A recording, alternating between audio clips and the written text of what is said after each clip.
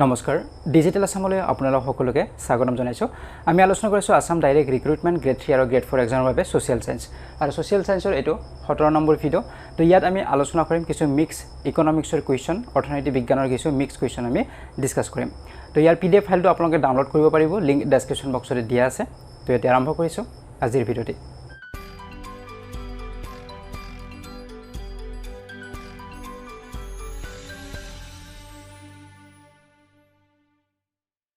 তো প্ৰথম প্ৰশ্নটো লৈছো প্ৰথম প্ৰশ্নটো ধৰিছে when was WTO World Trade Organization established যে WTO আৰু ইয়াক অসমীয়াত কয় বিশ্ব বাণিজ্যিক সংস্থা কেতিয়া প্ৰতিষ্ঠা কৰা হৈছিল হেতু হল প্ৰশ্ন কেতিয়া এস্টাবলিশ হৈছিল সো WTO ৰ ফুল ফৰ্মটো কেতিয়াবাहुदे what is the full form of WTO তো তাৰ ফুল ফৰ্মটো হৈছে World Trade Organization বিশ্ব বাণিজ্যিক সংস্থা এটো মনত ৰাখিব এটো কোৱেশ্চন হ'ব পাৰে তো প্ৰতিষ্ঠা কেতিয়া হৈছিল 195 1948 1999 আৰু 1983 তো উত্তৰ হ'ব অপচন নম্বৰ এ হ'ব 1995 ত প্ৰতিষ্ঠা হৈছিল WTO তো ইয়াতে উল্লেখ কৰা আছে the World Trade Organization WTO তো এটো এটা অৰ্গানাইজেচন হয় গ্লোবালি আমাৰ যিবিলাক নেশন বিলাকৰ মাজত কি হয় ট্ৰেড হয় বাণিজ্য হয় ইন্ডিয়া আমেৰিকাৰ লগত বাণিজ্য কৰিছে ৰাছিয়াৰ লগত বাণিজ্য কৰিছে তো এই যিবিলাক আমাৰ ইন্টাৰনেশনাল যিবিলাক ট্ৰেড হ'ব এই বাণিজ্য বিলাকৰ কিছু ৰুল ৰেগুলেশন থাকিব এইবিলাক চোৱাচিতা কৰিব কেতিয়াবা কিবা বিবাদ যদি হয় বাণিজ্যৰ ক্ষেত্ৰত তেতিয়া এইবিলাক মীমাংসা কৰিব কোনে WTO এ মীমাংসা কৰিব গতিকে এটো এটা গ্লোবাল ইন্টাৰনেশনাল অৰ্গানাইজেচন হয় এইবিলাক ৰুলস অফ ট্ৰেড বিটুইন নেশনৰ মাজত যিবিলাক ট্ৰেডৰ যিবিলাক ৰুলস আছে সেইবিলাক তেওঁলোকে চোৱাচিতা কৰে এইবিলাক ডিল কৰে তো ইয়াৰ ওপৰত আপোনালোকে মনত ৰাখিব হেডকোৱাৰ্টাৰ কোড হেতু हुदे এক্সামত আহি থাকে WTO ৰ হেডকোৱাৰ্টাৰ কোড আছে তো হেডকোৱাৰ্টাৰ আছে সুইজাৰল্যান্ডৰ জেনেভাত আছে হেডকোৱাৰ্টাৰ এটো ইম্পৰ্টেন্ট হয় প্ৰায় এক্সামত हुदे থাকে তাৰ পিছত মেম্বাৰশিপ কিমান ইয়াত মেম্বাৰশিপ আছে 164 মেম্বাৰ কান্ট্ৰি আছে WTO ৰ তো এইখিনি গটেইখিনি আপোনালোকে মনত ৰাখিব PDF ফাইলটো ডাউনলোড কৰি ল'ব তো এতিয়া আছে নেক্সট কোৱেশ্চন নম্বৰ 2 লৈকে ইয়াতে সুধিছে the headquarters of International Monetary Fund IMF is located at যে আন্তৰ্জাতিক মুদ্ৰা নিধিৰ মুখ্য কাৰ্যালয় ক'ত অৱস্থিত তো ইয়াৰো ফুল ফৰ্মটো हुदे IMF ৰ ফুল ফৰ্ম কি এটো এক্সামত हुदे তো ইন্টাৰনেশনাল মনিটাৰী ফাণ্ড হ'ব ইয়াৰ ফুল ফৰ্ম এটো মনত ৰাখিব তো ইয়াৰ মুখ্য কাৰ্যালয় মানে হেডকোৱাৰ্টাৰ ক'ত অৱস্থিত হেতু হল প্ৰশ্ন জেনেভা লণ্ডন পেৰিছ আৰু ওয়াশিংটন ডিসি তো উত্তৰ হ'ব অপচন নম্বৰ ডি হ'ব ওয়াশিংটন ডিসি হৈছে মুখ্য কাৰ্যালয় IMF ৰ তো আপোনালোকে মনত ৰাখিব IMF কেতিয়া প্ৰতিষ্ঠা হৈছিল হেতুটো সুধিব পাৰে গতিকে ইয়াতে আছে উল্লেখ কৰা 27 ডিসেম্বৰ 1945 ত এস্টাবলিশ হৈছিল IMF কিন্তু এটা কনসেপ্ট কেতিয়া কৰা হৈছিল 1944 ত ইউএনৰ এটা কনফাৰেন্স হৈছিল তো সেই কনফাৰেন্সৰ জৰিয়তে এই ধাৰণাটো অনা হৈছিল 1944 ত কিন্তু ইয়াক এস্টাবলিশ কৰা হৈছিল 1945 ৰ 27 ডিসেম্বৰ তাৰিখত এটো আপোনালোকে মনত ৰাখিব তো ইয়াৰ ওপৰত আপোনালোকে ইয়াত কিমান মেম্বাৰ কান্ট্ৰি আছে IMF ৰ লগত জড়িত কিমানখন দেশ আছে 190 ইয়াৰ দেশ জড়িত হৈ আছে ইয়াৰ লগত গতিকে এইখিনি আপোনালোকে মনত ৰাখিব ইয়াৰ কাম বিলাক কেনেকুৱা ধৰণৰ যেনে আমাৰ ফাইনান্সিয়াল যেটো ষ্টেবিলিটি যাতে আমাৰ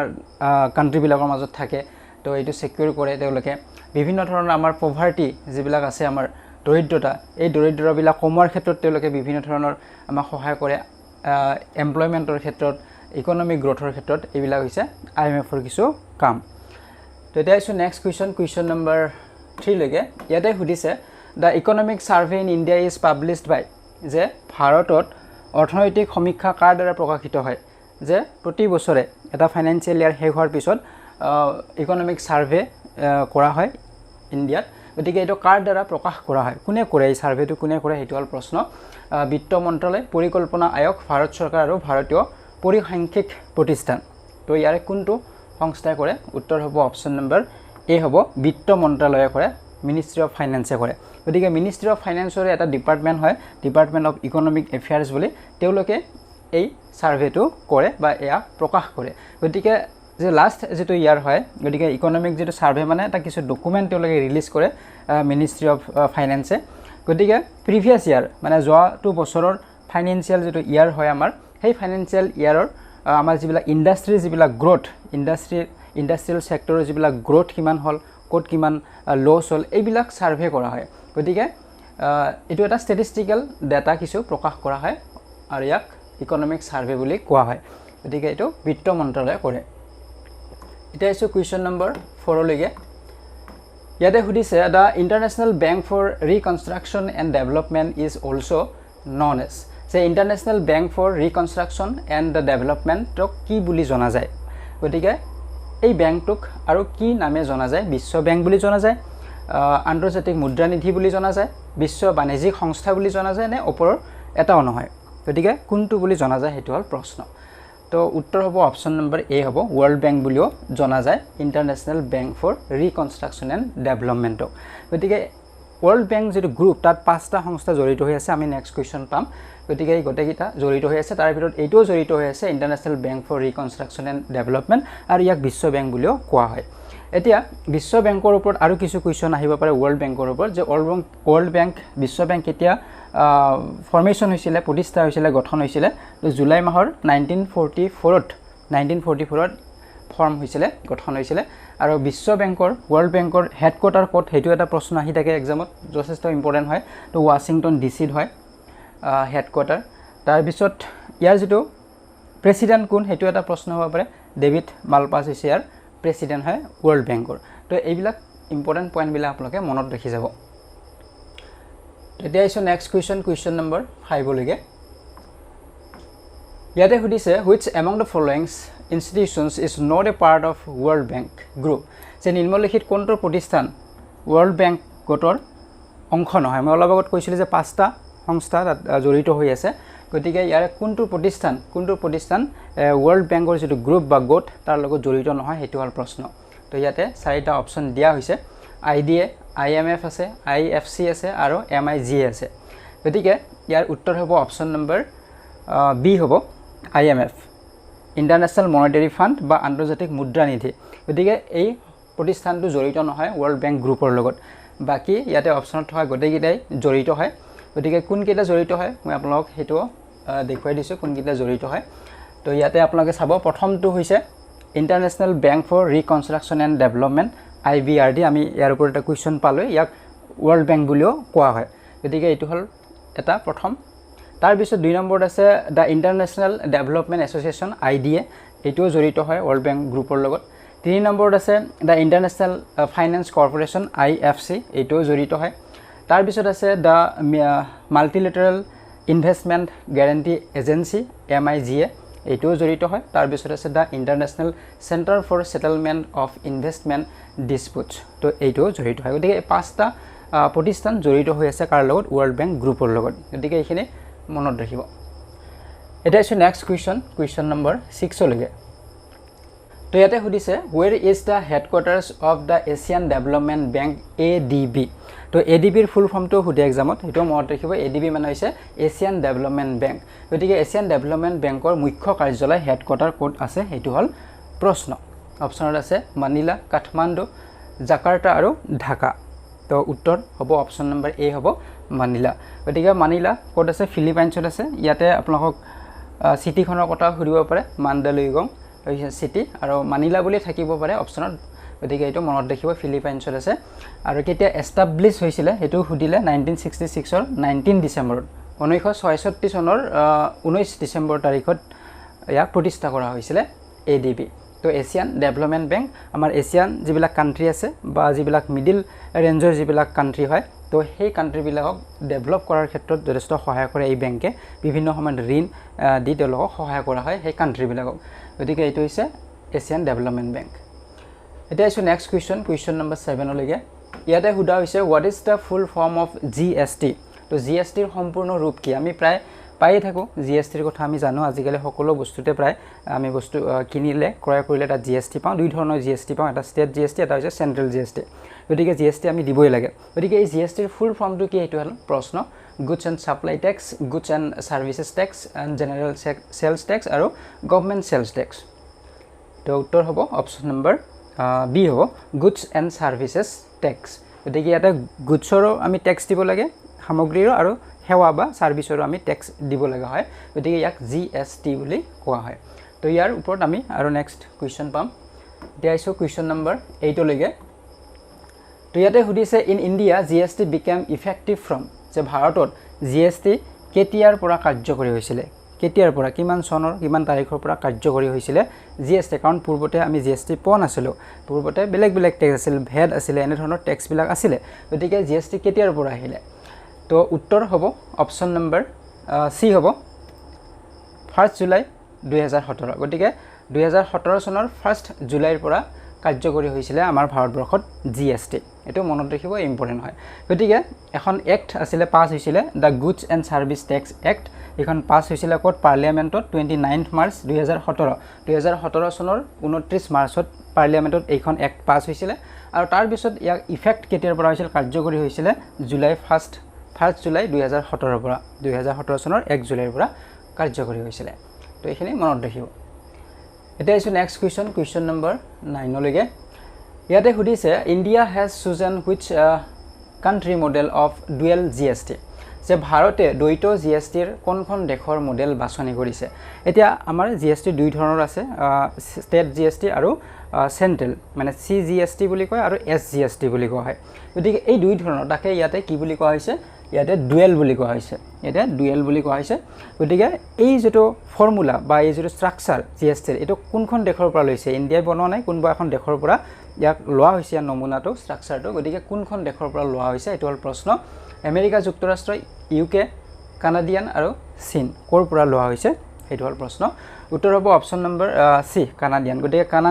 কানাডিয়ান মডেলৰ পৰা লোৱা হৈছে কানাডিয়ান মডেলৰ পৰা আদৰ্শটো লোৱা হৈছে আমাৰ যেটো ডুৱেল জিএসটি গতিকে এটো মনত ৰাখিব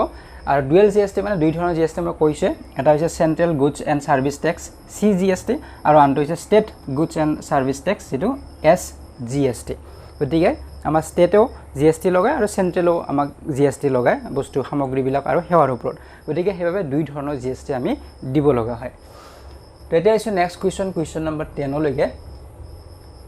ইয়াতে সুধিছে GST rates applicable on goods and services are যে সামগ্ৰী আৰু সেৱাৰ ক্ষেত্ৰত প্ৰযোজ্য জিএসটি হাৰ হৈছে যে জিএসটিৰ আমাৰ ৰেট ফিক্স কৰা আছে কিমান জিএসটি হ'ব সামগ্ৰী বা সেৱাৰ ওপৰত ডিপেন্ড কৰিব কিছুমানৰ ওপৰত 5% হ'ব কিছুমানৰ ওপৰত বেছি হ'ব গতিকে এনেদৰে এটা ৰেট ফিক্স কৰা আছে গতিকে ইয়াৰে কোনটো প্ৰযোজ্য হাৰ হৈছে কোনটো ৰেট ইয়াৰে শুদ্ধ হ'ব তো উত্তৰ হ'ব অপচন নম্বৰ সি হ'ব 5% 12% 18% and 28% এটো শুদ্ধ উত্তৰ হ'ব যে কিছুমান সামগ্ৰীৰ ওপৰত 5% হ'ব কিছুমানৰ ওপৰত 12% হ'ব কিছুমানৰ ওপৰত 18 আৰু কিছুমানৰ ওপৰত 28% লগোৱা হয় এতিয়া আছে কোৱেশ্চন নম্বৰ 11 লৈকে আহিছো তো ইয়াতে সুধিছে which of the following is a form of indirect tax যে নিম্নলিখিত কোনটো পৰোক্ষ কৰৰ এক প্ৰকাৰ যে কিছুমান ট্যাক্স আমাৰ ডাইৰেক্ট ট্যাক্স হয় আমি প্ৰত্যক্ষভাৱে চৰকাৰক দিও ডাইৰেক্টলি আমি দিও আৰু কিছুমান আমি ইনডাইৰেক্টলি দিব লগা হয় মানে পৰোক্ষভাৱে আমি দিও বস্তু সামগ্ৰী কিনোতে সেই ট্যাক্স বিলাক চৰকাৰে পায় আৰু কিছুমান আমি ডাইৰেক্টলি জমা কৰিব লাগে গতিকে হেতু দুই ধৰণৰ ট্যাক্স থাকে ডাইৰেক্ট ট্যাক্স আৰু ইনডাইৰেক্ট ট্যাক্স গতিকে তলত দিয়া ভিতৰত কোনটো পৰোক্ষ কৰৰ এক প্ৰকাৰ মানে কোনটো ইনডাইৰেক্ট ট্যাক্স হয় হেতু হল প্ৰশ্ন আয়কৰ ইনকাম ট্যাক্স ওয়েল ট্যাক্স সম্পদ কৰ কৰ্পোৰেচন ট্যাক্স নিগম কৰ আৰু সেলস ট্যাক্স বিক্ৰী কৰ ইয়াৰে কোনটো পৰোক্ষভাৱে আমি দিও তো উত্তৰ হ'ব অপচন নম্বৰ ডি হ'ব সেলস ট্যাক্স বা বিক্ৰী কৰ এটো আমাৰ পৰোক্ষভাৱে বস্তু যেতিয়া বিক্ৰী কৰিম তেতিয়া হেয়া দিয়া হয় কিন্তু চৰকাৰে ইনডাইৰেক্টলি পায় গতিকে এটো পৰোক্ষভাৱে দিয়া হয় বাকি আমাৰ ইনকাম ট্যাক্স তো ডাইৰেক্ট ট্যাক্স হয় ওয়েল ট্যাক্স তো ডাইৰেক্ট হয় কৰ্পোৰেচন ট্যাক্স বা নিগম কৰ তো ডাইৰেক্ট ট্যাক্স হয় এটো মনত ৰাখিব তলৰ কোনো ডাইৰেক্ট ট্যাক্স তেনেকৈ সুধিব পাৰে তো তিনিটা ডাইৰেক্ট ট্যাক্স হয় গতিকে ইয়াতে আপোনালোকে চাব যে ইনকাম ট্যাক্স ওয়েল ট্যাক্স আৰু কৰ্পোৰেচন ট্যাক্স এইবিলাক হৈছে ডাইৰেক্ট ট্যাক্স গতিকে এইবিলাক কোনে দিয়ে হেতু এটা প্ৰশ্ন আহিব কোনে আমাক ওপৰত ইম্পোজ কৰে আমাক এই ট্যাক্সটো কোনে লগায় সেন্ট্ৰেল গভৰ্নমেণ্টে লগায় মানে কেন্দ্ৰীয় চৰকাৰেহে এই ট্যাক্সটো আমাক লগাব পাৰে আৰু আমি এই ট্যাক্সটো কাক দিও কেন্দ্ৰীয় চৰকাৰক দিও আমাৰ ষ্টেট বা ৰাজ্যিক চৰকাৰে নাপায় তো ইনকাম ট্যাক্সটো আমি ডাইৰেক্ট কেন্দ্ৰীয় চৰকাৰক ওয়েল ট্যাক্স বা কৰ্পোৰেচন ট্যাক্সটো আমি ডাইৰেক্টলি কেন্দ্ৰীয় চৰকাৰক দিও কেন্দ্ৰীয় চৰকাৰে আমাৰ ওপৰত লগায় তাৰ পিছত আমাৰ যেনে সেলস ট্যাক্স আছে এক্সাইজ ডিউটি ট্যাক্স আছে কাস্টম ডিউটি ট্যাক্স আছে এইবিলাক সকলো কি হয় ইনডাইৰেক্ট ট্যাক্স হয় পৰোক্ষভাৱে আমি দিও বা আৰু এইবিলাক কোন চৰকাৰে লগায় এইবিলাক ষ্টেট গভৰ্নমেণ্টে আমাৰ ওপৰত লগায় ষ্টেট গভৰ্নমেণ্টে আমাৰ পৰা কালেক্ট কৰে এইবিলাক তো ইয়াৰ ওপৰতো কোৱেশ্চন আহে কিন্তু যে ইনকাম ট্যাক্সটো কোন গভৰ্নমেণ্টে ইম্পোজ কৰে তেনেহলে প্ৰশ্ন আহিব পাৰে তো সেন্ট্ৰেল গভৰ্নমেণ্টে বাকি এইবিলাক sales tax excise duty custom duty এইবিলাক কোনে কৰে ষ্টেট গভৰ্নমেণ্ট বিলাকে ইম্পোজ কৰে আমাৰ ওপৰত এইখিনি মনত ৰাখিব আৰু কিছুমান ট্যাক্স এটা উঠি গৈছে যেনে ধৰক এক্সাইজ ডিউটিৰ যিটো টেক্স আছে এইটো এতিয়া নাই কাৰণ যেতিয়া GST আহিলে এইবিলাক টেক্স উঠি গৈছে এতিয়া গতিকে সেই বিষয়ে আমি নেক্সট কুৱেশ্যনত আমি পাম তো এতিয়া আহিছোঁ নেক্সট কুৱেশ্যন নম্বৰ 12 লৈকে তো ইয়াতে সুধিছে which of the following taxes are abolished by the goods and services tax গতিকে নিম্নলিখিত কোনটো কৰ সামগ্ৰী আৰু সেৱা কৰৰ দ্বাৰা বাতিল কৰা হ'ল যেতিয়া GST আহিলে তলৰ কোনটো বাতিল হৈ গ'ল সেইটো হ'ল প্ৰশ্ন সম্পত্তি কৰ বাতিল হ'ল নিগম কৰ ভেট নে ওপৰৰ এটাও নহয় কোনটো বাতিল হৈ গৈছে সেইটো হ'ল প্ৰশ্ন তো অপশ্যনত থকাৰ ভিতৰত উত্তৰ হ'ব অপশ্যন নম্বৰ চি ভেট কাৰণ আমি আগত বস্তু কিনিলে সাধাৰণতে কাপোৰ চাপোৰ এইবিলাক কিনিলে আমি ভেট দিব লগা হৈছিলে তাৰপিছত যেতিয়া GST আহিলে 2017 চনত তাৰপিছত এই ভেটটো উঠি গ'ল আমি এতিয়া ভেট দিব নালাগে ডাইৰেক্টলি আমি GST দিব লাগে আৰু অকল ভেট বুলি নহয় আপোনালোকে ইয়াতে চাব তো ভেটৰ উপৰিও the goods and service tax GST which has replace the central and state indirect taxes গতিকে কিছুমান চেণ্ট্ৰেলৰ ইনডাইৰেক্ট টেক্সো ৰিপ্লেচ কৰিছে নোহোৱা কৰিছে আৰু কিছুমান ষ্টেটৰ ইনডাইৰেক্ট টেক্সো ৰিপ্লেচ কৰিছে যেনে ভেট এক্সাইজ ডিউটি ছাৰ্ভিচ টেক্স এইবিলাক এতিয়া আমি দিব নালাগে এইবিলাক GSTতে সোমাই গৈছে গতিকে তেনেদৰে কিছুমান টেক্স আছিলে যিবিলাক টেক্স এতিয়া এবলিছ হৈছে বাতিল কৰিছে আৰু তাৰ সলনি সকলোৰে বাবে এটাই টেক্স দিয়া হৈছে GST দিয়া হৈছে তো এইটো মনত ৰাখিব ভেট এক্সাইজ ডিউটি ছাৰ্ভিচ টেক্স এইবিলাক এতিয়া এবলিছ কৰা হৈছে তো এতিয়া আহিছোঁ নেক্সট কুৱেশ্যন নম্বৰ 13 লৈকে আহিছোঁ তো ইয়াতে সুধিছে which of the following tax is imposed by the central government but the state government collects it যে নিম্নলিখিত কোনটো কৰ কেন্দ্ৰীয় চৰকাৰে আৰোপ কৰে কিন্তু ৰাজ্য চৰকাৰে ইয়াক সংগ্ৰহ কৰে যে আৰোপ কৰিব কোনে ইম্প'জ আমাৰ ওপৰত কোনে কৰিছে কেন্দ্ৰীয় চৰকাৰে কৰে কিন্তু তাক সেই টেক্সটো যে সংগ্ৰহ কৰিব কালেক্ট কৰিব সেয়া কিন্তু চেণ্ট্ৰেল গভৰ্ণমেণ্টে নকৰে বা কেন্দ্ৰীয় চৰকাৰে নকৰে ৰাজ্য চৰকাৰে কৰে গতিকে তেনেধৰণৰ টেক্স তলৰ কোনটো হ'ব সম্পত্তি কৰ নিগম কৰ ভেট আৰু ষ্টাম্প শুল্ক বা ষ্টাম্প ডিউটি ইয়াৰে উত্তৰ হ'ব অপশ্যন নম্বৰ ডি হ'ব ষ্টাম্প ডিউটি গতিকে ষ্টাম্প ডিউটিৰ যিটো টেক্স এইটো মানে ইম্প'জ কৰাৰ দায়িত্ব বা তাৰ অধিকাৰ থাকে একমাত্ৰ চেণ্ট্ৰেল গভৰ্ণমেণ্টৰ থাকিব ইয়াৰ যিটো ৰাইট থাকিব ৰাইটটো কাৰ থাকিব চেণ্ট্ৰেল গভৰ্ণমেণ্টৰ কিন্তু চেণ্ট্ৰেল গভৰ্ণমেণ্টে কালেক্ট কৰিব নোৱাৰে সেই টেক্সটো তাৰ দায়িত্ব বা ৰাইট কাৰ থাকিব ৰাইট থাকিব কালেক্ট কৰাৰ ষ্টেট গভৰ্ণমেণ্টবিলাকৰ ৰাজ্যিক চৰকাৰবিলাকৰ গতিকে এইটো মনত ৰাখিব ইম্পৰ্টেণ্ট হয় তো এতিয়া আহিছোঁ নেক্সট কুৱেশ্যন নম্বৰ 14 লৈকে এক মাৰ্ক ইজ ৰিলেটেড টু যে এক মাৰ্ক তলৰ কোনটোৰ লগত সম্পৰ্কিত যে আমাৰ বস্তুবিলাক সামগ্ৰীবিলাক কিনিলে তাত কিছুমান মাৰ্ক দিয়া থাকে এক মাৰ্ক থাকে হোল মাৰ্ক থাকে তো এনেদৰে বিভিন্ন মাৰ্ক দিয়া থাকে ISI মাৰ্ক থাকে তো এই এক মাৰ্কটো কিহৰ লগত জড়িত কোনটো সামগ্ৰী উদ্যোগৰ লগত ভাৰতীয় ৰেল কৃষিজাত সামগ্ৰী আৰু কৃষি বিত্তৰ লগত কাৰ লগত জড়িত হয় এইটো হ'ল প্ৰশ্ন তো একেবাৰে সহজ হয় উত্তৰ হ'ব অপশ্যন নম্বৰ চি হ'ব এগ্ৰিকালচাৰেল গুডছ কৃষিজাত যিবিলাক সামগ্ৰী কৃষিৰ জাত সামগ্ৰীৰ পৰা যিবিলাক আমাৰ বস্তু বনোৱা হয় সেই সামগ্ৰীবিলাকৰ বস্তুবিলাকত এই মাৰ্কটো দিয়া হয় আৰু যাতে সেই বস্তুটো আমি গম পাওঁ কেনেকৈ এই মাৰ্কটো থাকিলে যে বস্তুটো ভাল হয় পিয়'ৰ হয় তো সেইটো আমি গুণাগুণটো তাৰ কোৱালিটিটো আমি জানিব পাৰোঁ গতিকে আমি এক মাৰ্ক বুলি কোৱা হয় এইটো তো এইটো এগ্ৰিকালচাৰেল প্ৰডাক্টবিলাকৰ ওপৰত থাকে আমাৰ আৰু এইটো এখন আইন আছিলে যে গ্ৰেডিং এণ্ড মাৰ্কেটিং বুলি কোৱা হয় এগ্ৰিকালচাৰেল প্ৰডিউচ এক্ট ইণ্ডিয়া 1937ত এই এক্টখন কৰা হৈছিলে আৰু এই মাৰ্কটো দিয়া হয় গতিকে কৃষিজাত সামগ্ৰী আমাৰ যেনে ঘি হওক মিঠাতেল হওক দালি হওক ঘেঁহু হওক এইবিলাক যেতিয়া আমি কিনিম তাত এই এক মাৰ্ক দিয়া থাকে তাৰ পৰা আমি কি গম পাওঁ যে এই বস্তুটো কোৱালিটিটো ভাল হয় পিয়'ৰ হয় সেইটো আমি গুণাগুণটো আমি ধৰিব পাৰোঁ তো এতিয়া আহিছোঁ নেক্সট কুৱেশ্যন আৰু এইটো আজিৰ ভিডিঅ'টো শেষৰটি কুৱেশ্যন হ'ব কুৱেশ্যন নম্বৰ 15 ইয়াতে সুধিছে ISI mark is mentioned on the products related to যে ISI মাৰ্ক চিহ্নটো তলৰ কোনটোৰ লগত সম্পৰ্কিত যেনেকৈ আমি এক মাৰ্ক পালোঁ কৃষিজাত সামগ্ৰীৰ ওপৰত সেইটো দিয়া হয় সেই চিহ্নটো দিয়া হয় কিন্তু ISI মাৰ্কটো কাৰ ওপৰত দিয়া হয় কোনবিলাকৰ ওপৰত ঔদ্যোগিক সামগ্ৰীৰ ওপৰত ভাৰতীয় ৰেল কৃষিজাত সামগ্ৰী নে কৃষি বিত্ত কোনটোৰ ওপৰত দিয়া হয় তো এইটো সহজে হ'ব উত্তৰ হ'ব অপশ্যন নম্বৰ এ ইণ্ডাষ্ট্ৰিয়েল প্ৰডাক্ট বা ঔদ্যোগিক যিবিলাক সামগ্ৰী সেইবিলাকৰ ওপৰত দিয়া হয় ISI মাৰ্ক যিমান আমাৰ ইলেক্ট্ৰনিক বস্তুবিলাকৰ ওপৰতো আমি দেখিবলৈ পাওঁ সো প্ৰেছাৰ কুকাৰ হওক এনেধৰণৰ যিবিলাক আমাৰ ইলেক্ট্ৰনিক সামগ্ৰী আছে এইবিলাকত আমি ISI মাৰ্ক দেখিবলৈ পাওঁ তো ISIৰ ফুল ফৰ্মটো জানি ল'ব ইণ্ডিয়ান ষ্টেণ্ডাৰ্ডছ ইনষ্টিটিউট বুলি কোৱা হয় গতিকে এইটো আমাৰ ঔদ্যোগিক সামগ্ৰী বা ইলেক্ট্ৰনিক সামগ্ৰীবিলাকৰ ওপৰত ইম্প'জ কৰা হয় এইটো আপোনালোকে মনত ৰাখিব তাৰ ওপৰত হলমাৰ্ক আছে BIS হলমাৰ্ক তো এইটো কাৰ ওপৰত দিয়া হয় সেইটো এটা প্ৰশ্ন আহিব পাৰে গতিকে মই কুৱেশ্যন হিচাপত লোৱা নাই আপোনালোক এইখিনি একেবাৰে জনাই দিছোঁ মাৰ্ককেইটা ইয়াৰ ওপৰত কুৱেশ্যন আহে মাৰ্কবিলাকৰ ওপৰত আৰু ক্লাছ 8ৰ টেক্সটো আপোনালোকে পাব ছ'চিয়েল ছায়েন্সত আছে এইখিনি তো BIS হলমাৰ্ক এইটো আমাৰ পিয়ৰিটিছ কাৰণে দিয়া হয় মানে কিমান গুণাগুণটো সেইটো জনাৰ কাৰণে কাৰ ওপৰত দিয়া হয় মেটেল আৰ্টিকলছৰ ওপৰত যে আমাৰ যিবিলাক প্ৰিচিয়াছ মেটেল আছে যেনে সোণ হওক ৰূপ হওক হীৰা হওক এইবিলাকৰ ওপৰত আমাৰ BIS হলমাৰ্ক দিয়া হয় আৰু তাৰ পৰা আমি গম পাওঁ যে সোণখিনি পিয়ৰ হয় এইটো আমি জানিব পাৰোঁ সো ঠিক তেনেদৰে FPO মাৰ্ক আছে আৰু FPO মাৰ্ক কাৰ ওপৰত দিয়া হয় যিবিলাক আমাৰ ফ্ৰুটছ আছে আমাৰ ফলমূলৰ পৰা যিবিলাক উৎপাদিত সামগ্ৰী যেনে চৰবত হ'ব পাৰে আচাৰ হ'ব পাৰে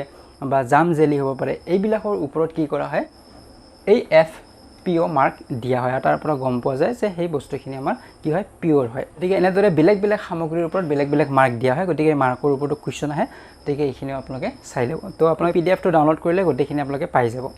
তো আজিৰ এই ভিডিঅ'ত আমি 15টি কুৱেশ্যন ডিসকাস কৰিলোঁ কিছু মিক্স কুৱেশ্যন আৰু ইম্পৰ্টেন্ট কুৱেশ্যন আমি ডিসকাস কৰিলোঁ তো যদি ভিডিঅ'টি ভাল পালে লাইক আৰু শেয়াৰ কৰিব যদি চেনেলটি সাবস্ক্ৰাইব কৰা নাই তেনে চেনেলটি সাবস্ক্ৰাইব কৰক আৰু কাষতে থকা বেল আইকনটো প্ৰেছ কৰি ল'ব so see you in the next one thank U